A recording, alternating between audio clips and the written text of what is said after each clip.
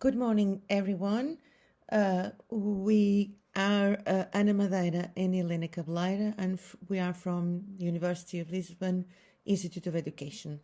And we're going to present a paper that is entitled History of Education Seen from the Grassroots, Places of Memory, School Heritage, and Local Educational Dynamics. In this presentation, we discuss some preliminary results of the research project Rescued Memories, Reconstructed Identities, which aims to build a memory of education and schooling in the Portuguese region of Pinhal, Interior, Sul, PIS from now on. Before diving into the Grassroots ISCHE, we'll give you a panoramic over the territory of PIS seen from above. PIS is a geographical region located at the center of Portugal. It is a predominantly rural area, heavily marked by mountains and forest.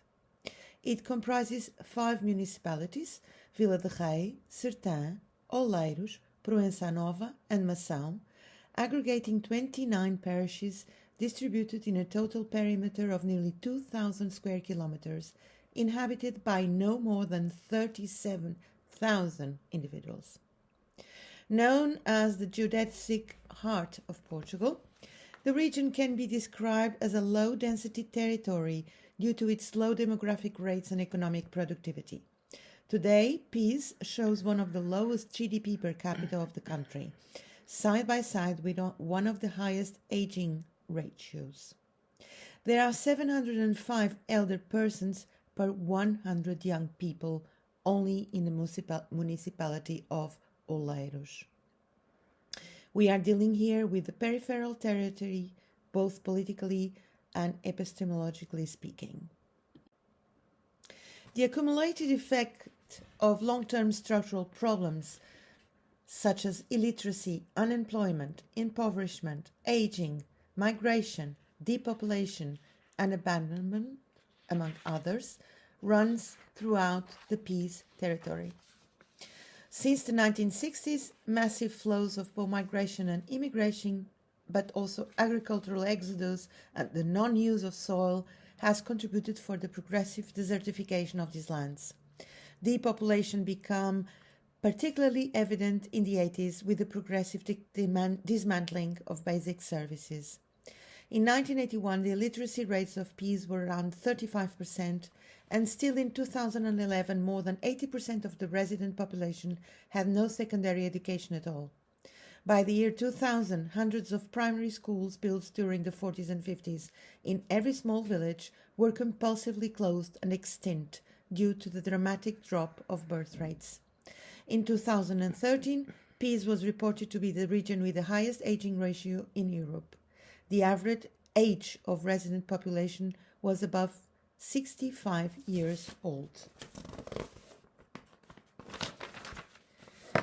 Also, since 2017, unprecedented violent wildfires have devastated thousands of hectares of forest, not to mention the lives and belongings of many people in small communities who were dependent on self-subsistent economies, essentially based on traditional agriculture practice and resources.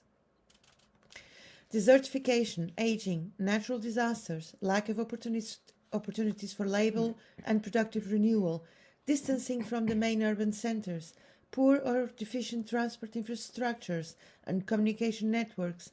These are some of the political and social challenges faced by the local population of PIS.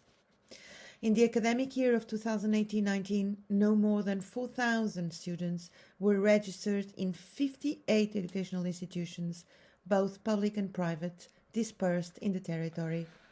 The region of PIS seemed to be engulfed into a vicious circle of decline, in which the cultivation of critical mass becomes the most risky and expensive luxury of any local government authority. Side by side with the digital transition, population aging is about to become the most significant social transformation of the 21st century. On the other hand, PIS is so much more than the statistical numbers generally shown and tell us. Considered as the depressed area from the point of view of socio-economic indicators, when watched more closely, peace as a human landscape that only the metric of proximity, the neighborhoods of sharing, and the density of the gaze allows to discover. Our project looks at this territory from other angles, in order to give visibility to social realities and research objects that have repeatedly been neglected, understudied, or simply forgotten by national historiography. We aim to contribute to the writing of a micro-history, a history of the present time, seen from below, from the grassroots. A history which is about the people, by the people, for the people who know by heart the tricky roads and shortcuts of this territory.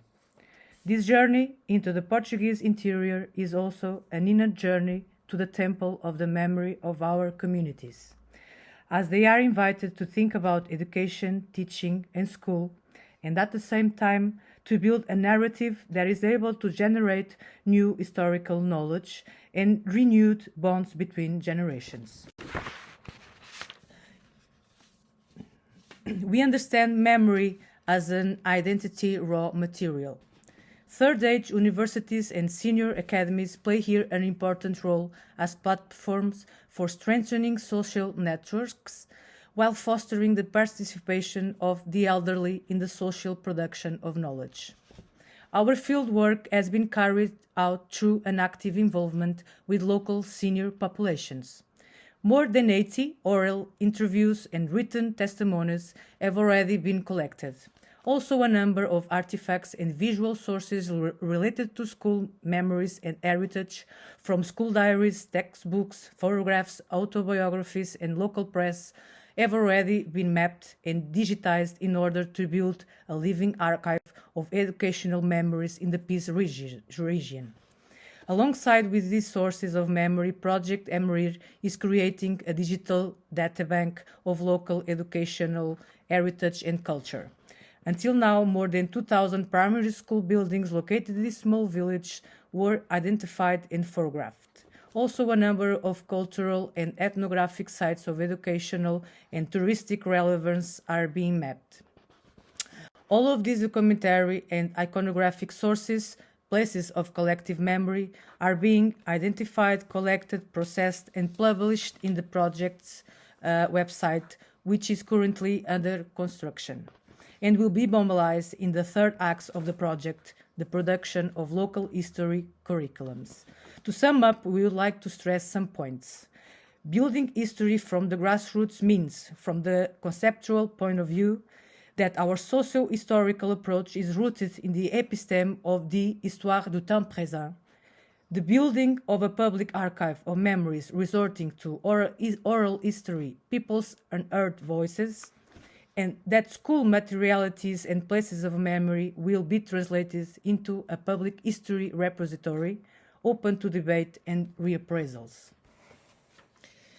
To produce an historical knowledge from schooling memories means, from the epistemological point of view, critically analyzing the national literacy and schooling narratives, including the statistical discourse, crisscrossing national consecrated data with our data and findings produced from below, producing an alternative perspective about rural schools and education in peripheral regions in central Portugal in the 20th century, building an inventory of all educational sites in the central interior region, offering materials to teacher and educational authorities to work with students and communities, forging intergenerational apprenticeships.